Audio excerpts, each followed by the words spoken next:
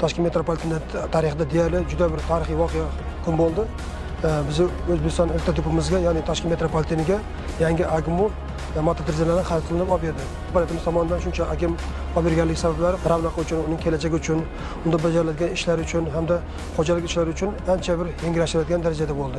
Oldingi paytlar shu 77-yil metropoliten ochilgan bo'lsa, shu kunga qadar eski turdagi drizlar bilan ishlatgandik. Hozir mana yangi turdagi har xil funksiyalar bajaruvchi mototrizlar xarid qilingan. O'sha drizlar bilan metropolitenning ishini yanada yengillashtirib, xo'jalik ishlariga yanada bir yengillik yaratish maqsadida, ya'ni har xil turdagi ishlarni bajarish uchun, ham yo'l xo'jaligi uchun, hamda ta'lim inshootlar qurilishlari uchun kerak bo'ladigan bo'lsa, 3 ta depomiz mavjud. O'sha depolarning qurilish ishlarida, ularning izlaniylar bajariladigan ishlari uchun yuksak darajada olib borilish uchun xizmat qiladigan umiddaman. Bu agemlarimiz 4 xildagi agem hisoblanadi. Bu 4 xildagi agemiz 4 xil ishlarni bajarish huquqini beruvchi moslamalar qurilgan. Bu agemlarda birinchi agemlarimizda shu manipulyatorlarni, ya'ni yo'l qurilmalaridagi ishlovchi har xil ishlarni bajarish uchun, ikkinchi agemlarimiz bu ta'lim inshootlaridagi tepalardagi asbeshanalarni hamda ta'lim inshootlaridagi qurilish ishlarida olib borilish uchun mo'ljallangan agemimiz.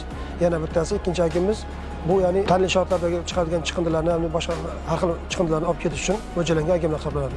Yana bitta agemiz shu ta'lim inshootlarga ishchi xodimlarni olib borib, u yerdagi ishlarni operativ bajarish uchun, xizmat qilish uchun mo'ljallangan hisoblanadi. Ushbu agemlarimiz boshqa eski agemlarga nisbatan to'laqonli bir zamonaviylashtirilgan tur hisoblanadi. Bularda hamma qurilmalarimiz ham avtomatlashtirilgan bo'lib, ko'p qismlarida, ya'ni bularning motor qismlari eski agemlarga nisbatan juda ham iqtisodli motor hisoblanadi.